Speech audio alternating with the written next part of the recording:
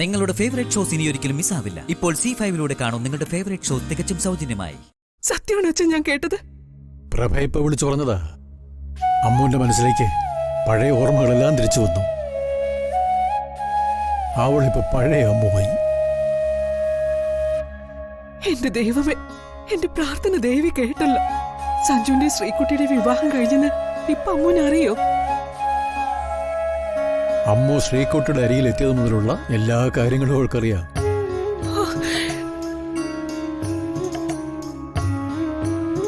എന്തായാലും വലിയൊരു പരീക്ഷണം ഒഴിഞ്ഞുപോയി. എനിക്കിത് വിശ്വസിക്കാനൊന്നും പറ്റുന്നില്ല. ഒക്കെ അവളുടെ അഭിനയം മാത്രമായിരുന്നു. എന്ത് പറഞ്ഞാലാ കവിതയ്ക്ക് വിശ്വാസം വരുന്നേ?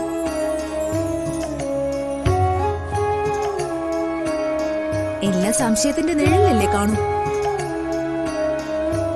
ഇത്ര പെട്ടെന്ന് മൂസിന്റെ ചികിത്സ കൊണ്ട് ബലം കിട്ടുമായിരുന്നെങ്കിൽ ഡോക്ടറെ അടുത്തേക്ക് കൊണ്ടുപോകാതെ മനയിൽ കൊണ്ടുപോയാൽ മതിയായിരുന്നു. ഇനി ഓർമ്മ തിരിച്ചു കിട്ടിയ നിലയ്ക്ക് വീണ്ടും അവളെ ഇങ്ങോട്ട് കൊണ്ടുവരാനാണോ ഉദ്ദേശം? പിന്നെ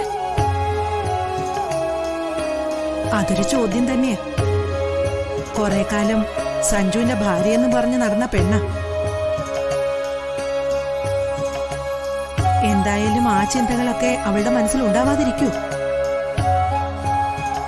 അമ്മു ഇനി ഇവിടെ നിൽക്കില്ലെന്ന് എനിക്ക് തോന്നുന്നത്. സഞ്ജുവിനെ ഭർത്താവായി കണ്ടതിന്റെ കുറ്റബോധം എന്തായാലും അവൾക്കുണ്ടാവും.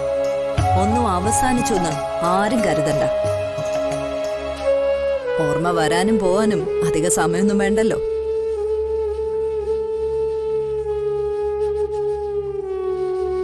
ഏതെങ്കിലും ചികിത്സ പൂർത്തിയാവട്ടെ, എന്നിട്ട് നമുക്കൊരു തീരുമാനം എടുക്കാം.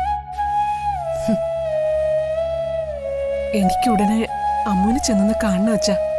അവളുടെ ഇപ്പോഴത്തെ മാനസികാവസ്ഥയിൽ മനസ്സ് തുറന്നൊന്ന് സംസാരിക്കാൻ ഒരാള് വേണം. ശ്രീദേവി അവളെ കാണുന്നത് നല്ലതാ.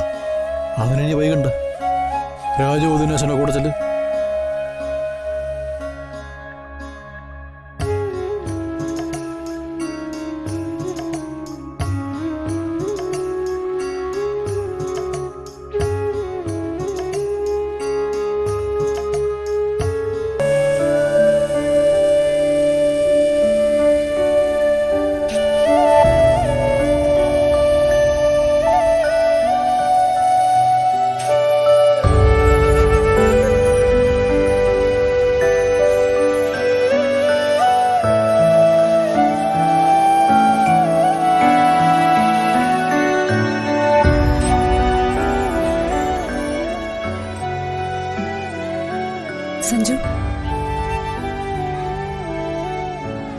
സഞ്ജുവിന് സന്തോഷായില്ലേ?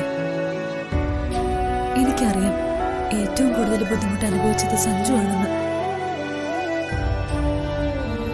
ആരോ താലി കെട്ടി ഉപേക്ഷിച്ച പെണ്ണ് സഞ്ജു ആണ് അവളുടെ ഭർത്താവെന്ന് സ്വയം പ്രഖ്യാപിച്ച് നടന്നിട്ടും എനിക്ക് വേണ്ടി സഞ്ജു അതെല്ലാം സഹിച്ചു.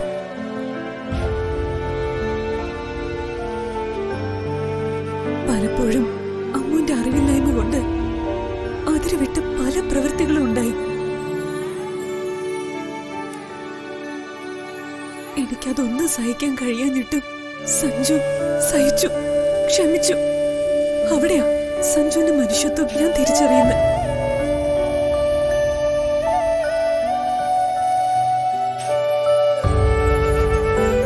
ഡൗൺലോഡ് ചെയ്യൂ C5 ആപ്പ്. കാണൂ എല്ലാ എപ്പിസോഡുകളും സൗജന്യമായി.